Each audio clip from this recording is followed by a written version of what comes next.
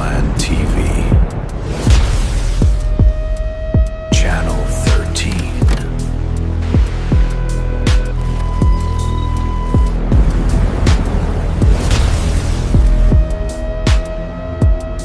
Broadcasting since the end of the world.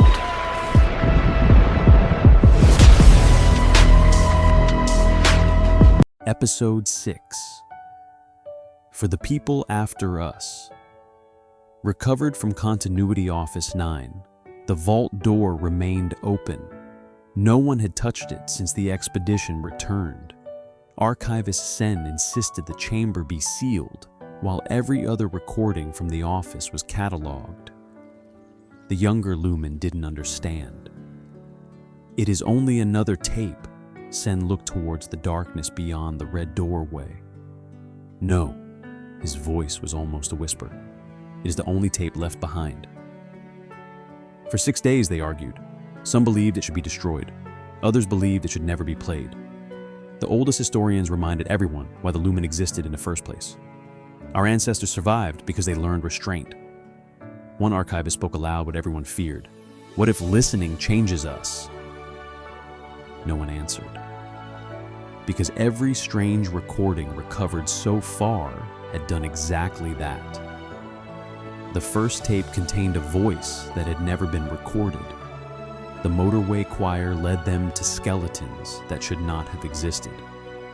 The farmhouse photograph had changed after excavation. And Continuity Office 9. Several expedition members had begun keeping notebooks. Just like the workers, no one had asked them to. They simply started. Sen finally returned alone. He carried no notebook, no recorder, only gloves woven from conductive silver fibers. One of the engineers frowned.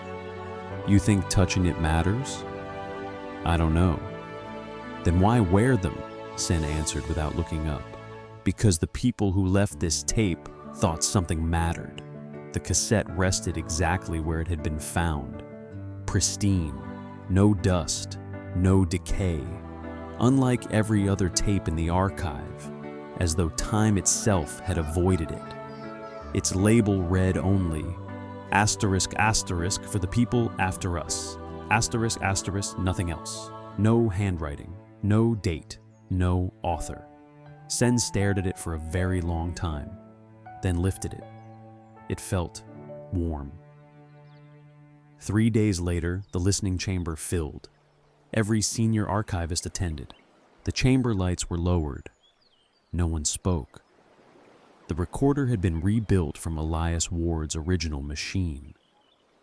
If humanity trusted analog technology, then analog was how history deserved to be heard. Sen inserted the cassette. His hand remained on the stop button, longer than anyone expected. Finally, one historian asked quietly, "What troubles you?" Sen never looked away from the recorder. Everything Elias preserved. He recorded because he believed someone should know. He swallowed. But this, he tapped the label. This wasn't hidden.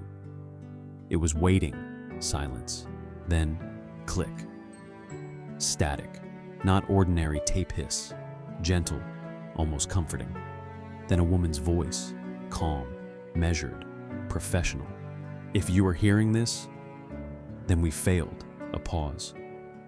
My name is Helen Mercer, the last director of Continuity Office 9. You have probably listened to Elias Ward. Another pause. If so, I am sorry. The Lumen exchanged uneasy glances. How could she know? You believe these recordings explain the end of humanity. They do not. They explain our refusal to accept it. Paper turned somewhere near the microphone. Helen continued. The quiet did not erase memory. It removed certainty.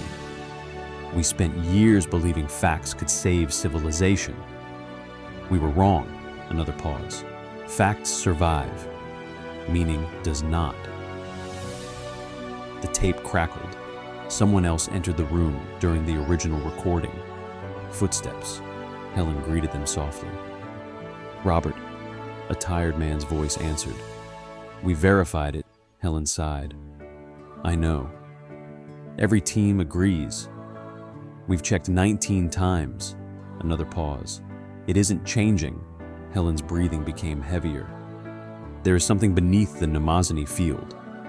It is not alive. It is not intelligent. It does not hate us. It remembers." The listening chamber fell perfectly still. "It remembers every pattern that has ever existed upon this planet. Every species, every language, every civilization.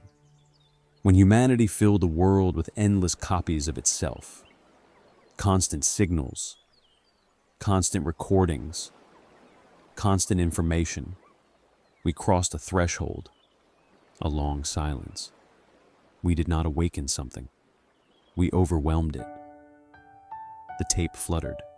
Then Helen spoke words that chilled every lumen present. The quiet. Was Earth trying to remember itself? Someone in the chamber quietly stood. Another archivist whispered, "No." Helen continued, "You think humanity disappeared. It didn't. We stopped existing. As a distinct memory, we blended."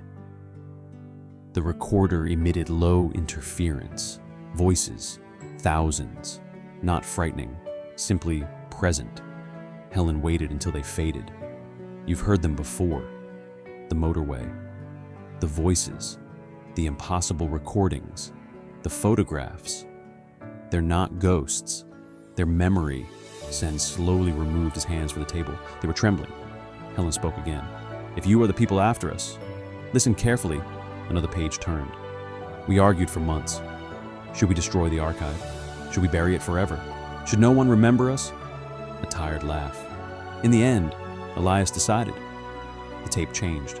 A familiar voice, older than any previous recording. Elias Ward. "If you're hearing me, then you made it." He sounded peaceful, almost happy.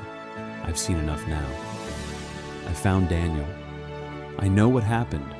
Long pause. "We aren't extinct." Another. "We're inherited." Several lumen looked instinctively toward one another. "You'll spend years wondering if we're still out there.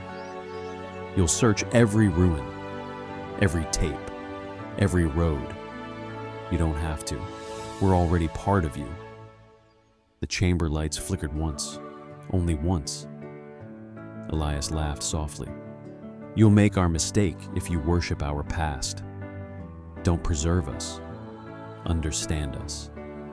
We built machines that remembered everything and forgot wisdom." His breathing slowed. "I didn't carry these tapes, so someone would rebuild humanity. I carried them, so someone better wouldn't." Silence. For almost 30 seconds, the tape seemed finished. Then, one final recording, children laughing, bird song, wind through long grass. Daniel, older, calm. "You can stop looking now. We remember you." Click. End of tape. No one moved.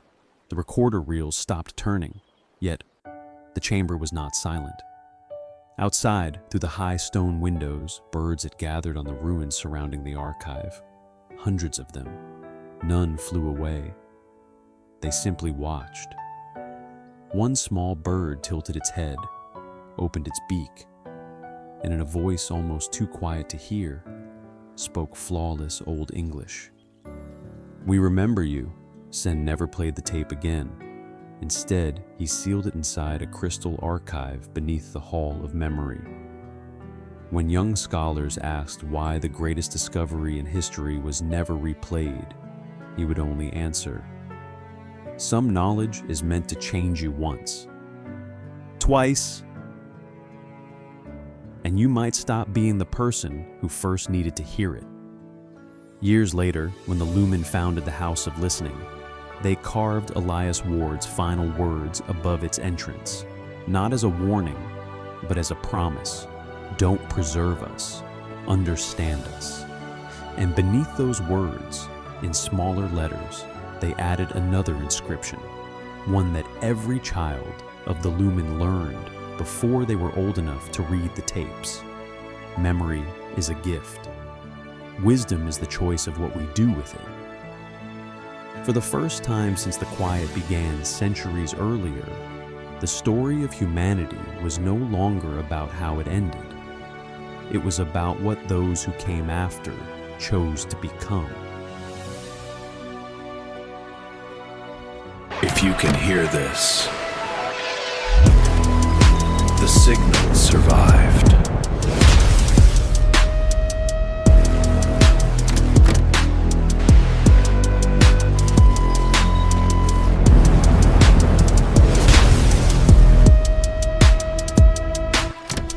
Welcome to Wasteland TV.